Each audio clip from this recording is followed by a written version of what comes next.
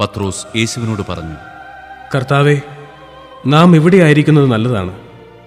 നിനക്ക് സമ്മതമാണെങ്കിൽ ഞങ്ങളിവിടെ 3 കൂടാരങ്ങൾ ഉണ്ടാക്കാം.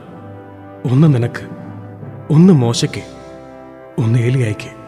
അവൻ സംസാരിച്ചു കൊണ്ടിരിക്കുമ്പോൾ ശോഭയേറിയ ഒരു മേഘം വന്ന് അവനെ ആവരണം ചെയ്തു. മേഘത്തിൽ നിന്ന് ഇങ്ങനൊരു സ്വരമുണ്ടായി: ഇവൻ എൻ്റെ പ്രിയപുത്രൻ, ഇവനിൽ ഞാൻ പ്രസാദിച്ചിരിക്കുന്നു. ഇവന്റെ വാക്ക് ശ്രവിക്കുവിൻ. ഇത് കേട്ട ക്ഷണത്തിൽ ശിഷ്യന്മാർ കമിഴ്ന്നു വീണു. അവർ ഭയവിഹ്വലരായി.